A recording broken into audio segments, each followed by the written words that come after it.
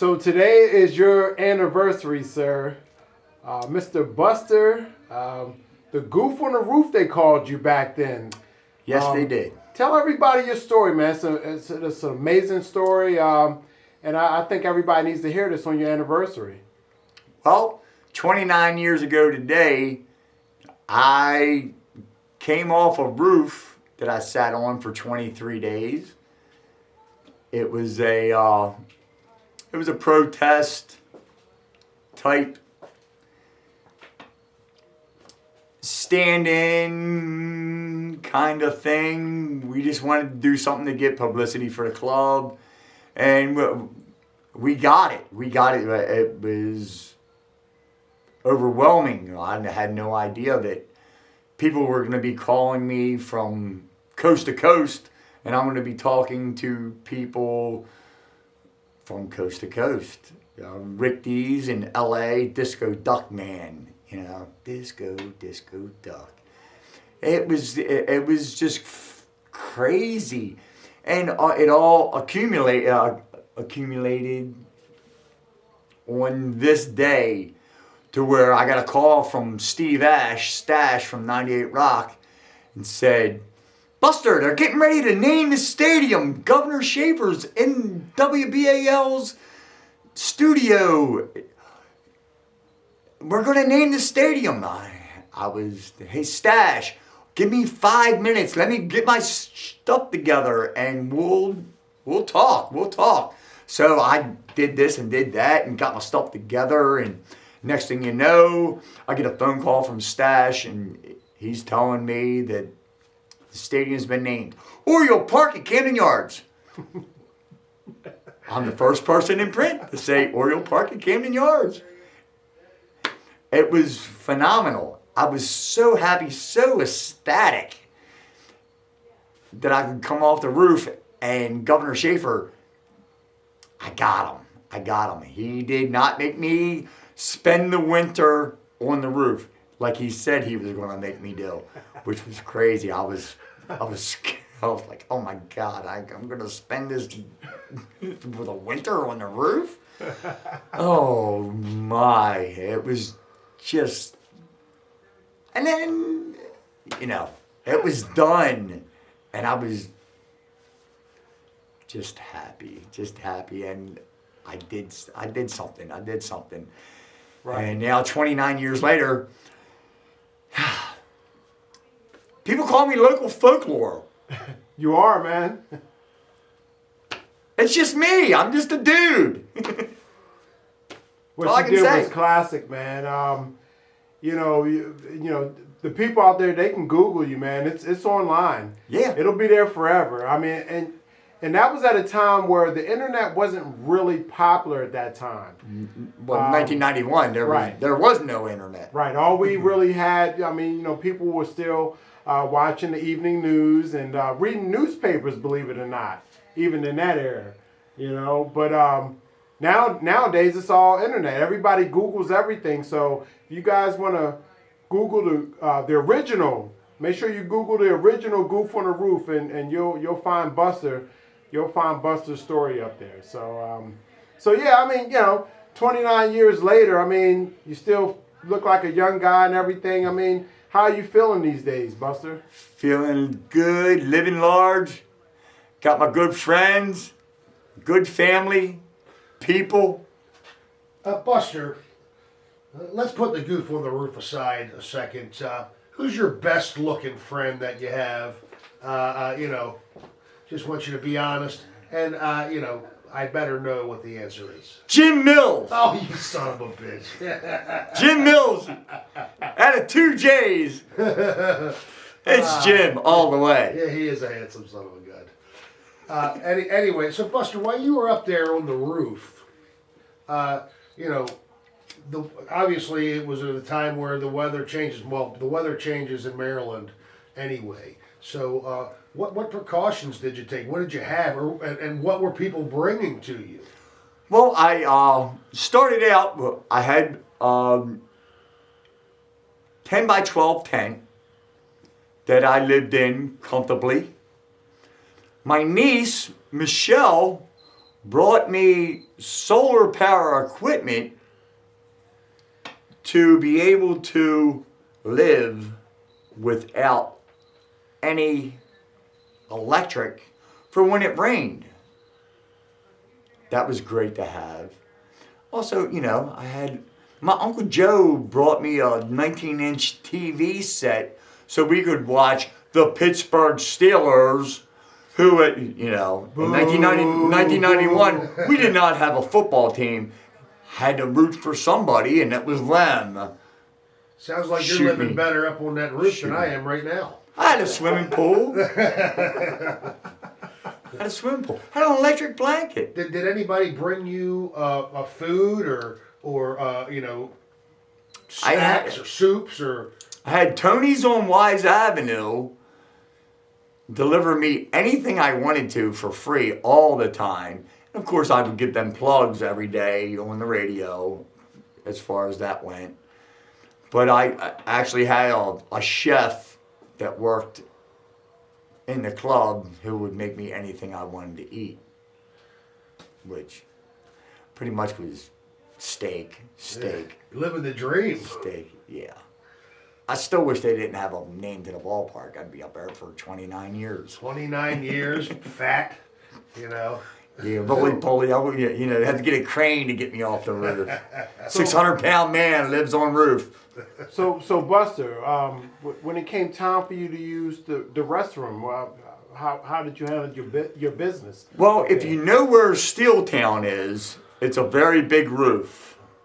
So I started at the far end when I had to do number 2, and I had a bucket for number 1.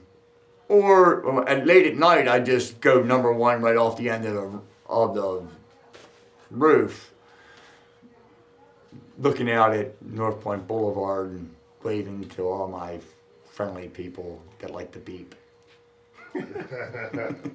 Well, you told me in a separate private conversation that you did have some run-ins with the law while you were up there, and there were some things going on court related that were actually dealt with while you were still on the top of this building. So explain that to the audience, please.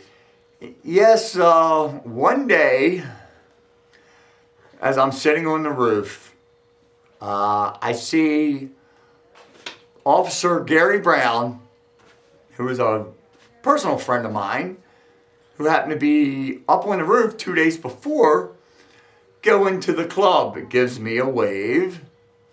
He's doing business.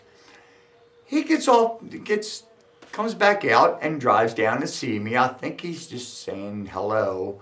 Well, come to find out, I have a warrant for my arrest for not paying my fines,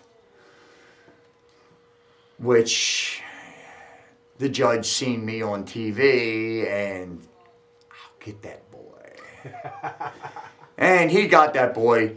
So Officer Brown serves his warrant, and I go down the back of the building to sneak off, because people that worked at the place at Steeltown would climb up that way, so it didn't cause any commotion or anything like that.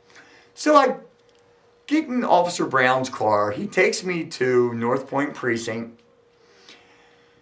He does the paperwork while another officer does my pictures and prints.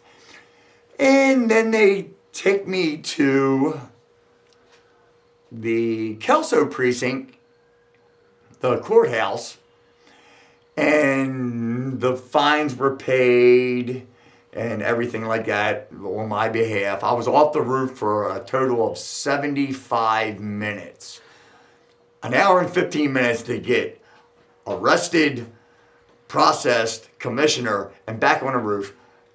It's gotta be a record somewhere. Yeah, It's gotta somewhere. be. Gotta be. I mean, nobody does all that.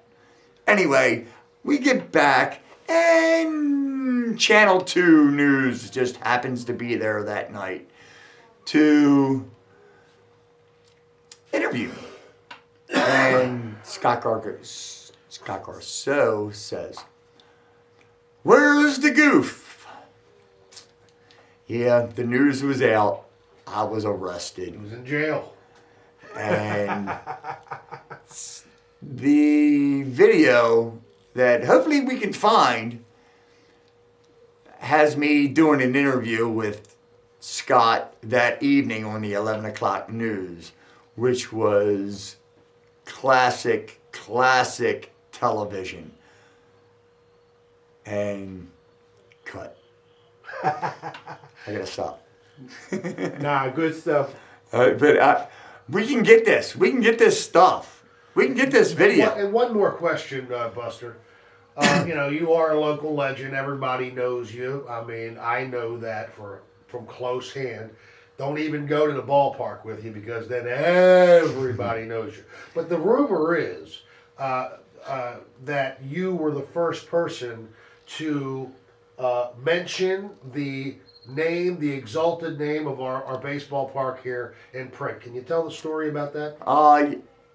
Yes. On September 13th, that's the day, on September 12th, I was interviewed by Ricky Henderson from the Baltimore Sun, and she asked me questions, this, that, and the other thing, and I chose Orioles with an S, Park at Camden Yards as what I preferred the stadium to be named. And of course, 20 days later after the interview, they named the park Oriole Park. It was close. Pretty close. I think I was the guy. You had influence. You had a lot of influence. I was the guy. Thought there was to it. And all these years later, you won't get full credit for that. Nobody will relinquish that, I'm sure. I know. I know.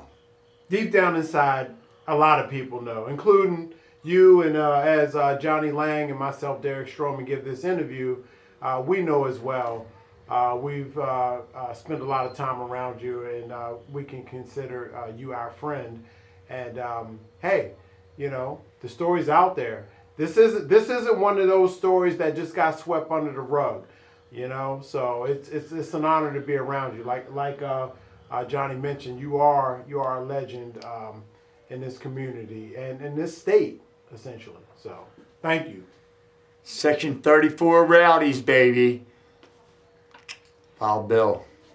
So we don't want to keep you much longer as you drink your beer and smoke what appears to be a marijuana stick.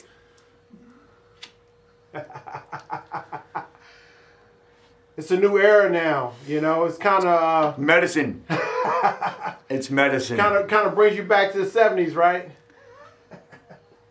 70s, 80s, 90s, 2000s, 2010s, 2020, baby. So before we let you go, a lot of people might want to know what your life is like now.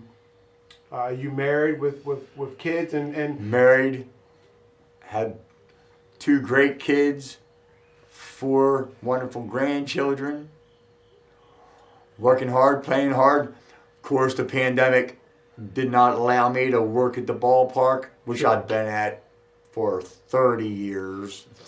It would have been the 30th season this year, which we did not have. So, working hard, playing hard, loving life. That's all we do. We live each day, love each other. Don't fight. Be right. That's awesome, Buster. Do you have any closing words for the audience before we finish up this interview? Love everybody. We're all one. Thank you for your time, Buster. I'll let you get back to Peace. the gathering, my friend. Thank you. Love you, people.